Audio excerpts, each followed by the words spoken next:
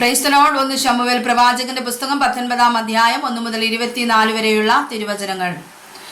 അനന്തരം ശൗൽ തന്റെ മകനായ യോനാഥാനോടും സകല ഭൃത്യന്മാരോടും ദാവീദിനെ കൊല്ലേണമെന്ന് കൽപ്പിച്ചു.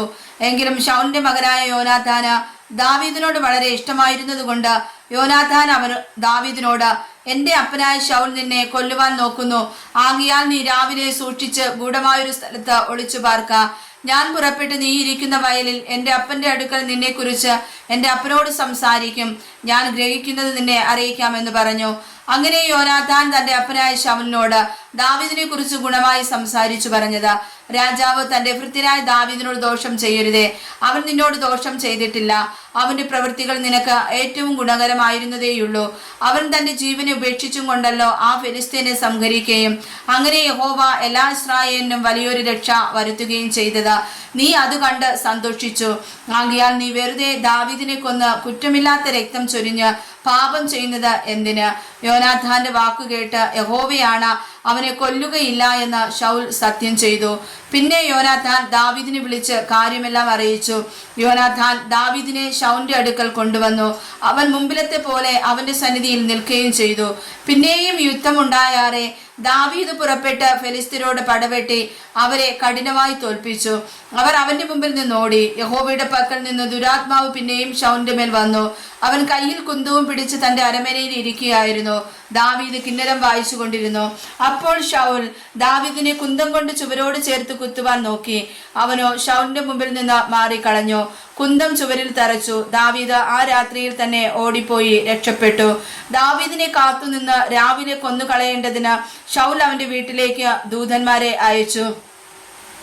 ദാവീദിന്റെ ഭാര്യയായ മീഖൾ അവനോട്, ഈ രാത്രിയിൽ നിന്റെ ജീവനെ രക്ഷിച്ചു കൊണ്ടില്ലെങ്കിൽ നാളെ നിന്നെ കൊന്നുപോകും എന്ന് പറഞ്ഞു. അങ്ങനെ മീഖൾ ദാവീദിനെ കിളിവാതിലിൽ കൂടി ഇറക്കി വിട്ടു. അവൻ ഓടിപ്പോയി രക്ഷപ്പെട്ടു. മീഖൾ ഒരു ബിംബമെടുത്ത് കട്ടിലിന്മേൽ കിടത്തി. അതിന്റെ തലയ്ക്ക് കോലാട്ടുരോമം കൊണ്ടുള്ള മുടിയും ഇട്ട് ഒരു വസ്ത്രം കൊണ്ട് പുതപ്പിച്ചു. ദാവീദിനെ പിടിപ്പാൻ ശൗൽ ദൂതന്മാരെ അയച്ചപ്പോൾ അവൻ ദീനമായി കിടക്കുന്നു എന്ന് അവൾ പറഞ്ഞു. എന്നാറേ ശൗൽ, ഞാൻ അവനെ കൊല്ലേണ്ടതിന് കിടക്കയോടെ എൻ്റെ അടുക്കൽ കൊണ്ടുവരുവിൻ എന്ന് കൽപ്പിച്ചു. ദാവീദിനെ ചെന്ന് നോക്കുവാൻ ദൂതന്മാരെ അയച്ചു. ദൂതന്മാർ ചെന്നപ്പോൾ കട്ടിലിന്മേൽ ഒരു ബിംബം തലയ്ക്ക് കോലാട്ടുരോമം കൊണ്ടുള്ള ഒരു മുടിയുമായി കിടക്കുന്നത് കണ്ടു. എന്നാറേ ശൗൽ മീഖളിനോട്, നീ ഇങ്ങനെ എന്നെ ചതിക്കുകയും എൻ്റെ ശത്രു ചാടിപ്പോകുവാൻ അവനെ വിട്ടയക്കുകയും ചെയ്തത് എന്ത് എന്ന് ചോദിച്ചതിന്, എന്നെ വിട്ടയക്ക, അല്ലെങ്കിൽ ഞാൻ നിന്നെ കൊല്ലുമെന്ന് അവൻ എന്നോട് പറഞ്ഞു എന്ന് മീഖൾ ശൗലിനോട് പറഞ്ഞു.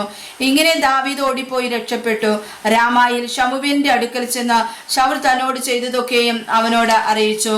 പിന്നെ അവനും ശമൂവേലും പുറപ്പെട്ട് നയ്യോത്തിൽ ചെന്ന് പാർത്തു. അനന്തരം ദാവീദ് രാമായിലെ നയ്യോത്തിലുണ്ട് എന്ന് ശൗലിന് അറിവ് കിട്ടി. ശൗൽ ദാവീദിനെ പിടിപ്പാൻ ദൂതന്മാരെ അയച്ചു. അവർ പ്രവാചക സംഘം പ്രവചിക്കുന്നതും ശമൂവേൽ അവരുടെ തലവനായിരിക്കുന്നതും കണ്ടപ്പോൾ ദൈവത്തിന്റെ ആത്മാവ് ശൗലിന്റെ ദൂതന്മാരുടെ മേലും വന്നു. അവരും പ്രവചിച്ചു. ശൗൽ അത് അറിഞ്ഞപ്പോൾ വേറെ ദൂതന്മാരെ അയച്ചു.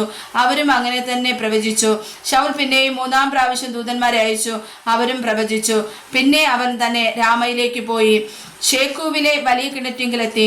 ശമൂവേലും ദാവീദും എവിടെയാകുന്നു എന്ന് ചോദിച്ചു. അവർ രാമായിലെ നയ്യോത്തിലുണ്ട് എന്ന് ഒരുത്തൻ പറഞ്ഞു. അങ്ങനെ അവൻ രാമായിലെ നയ്യോത്തിന് ചെന്നു. ദൈവത്തിന്റെ ആത്മാവ് അവന്റെ മേലും വന്നു. അവൻ രാമായിലെ നയ്യോത്തിലെത്തും വരെ പ്രവചിച്ചു കൊണ്ട് നടന്നു. അവൻ തന്റെ വസ്ത്രം ഉരിഞ്ഞു കളഞ്ഞു. അങ്ങനെ ശമൂവേലിന്റെ മുമ്പാകെ പ്രവചിച്ചും കൊണ്ട് അന്ന് രാപ്പകൽ മുഴുവനും നഗ്നനായി കിടന്നു. ആകയാൽ ശൗലുമുണ്ടോ പ്രവാചക ഗണത്തിലെന്ന് പറഞ്ഞു വരുന്നു. വായിച്ചതായ തിരുവചനങ്ങളാൽ കർത്താവ് ശ്രേഷ്ഠകരമായി നമ്മെ അനുഗ്രഹിക്കുമാറാകട്ടെ. ആമേൻ.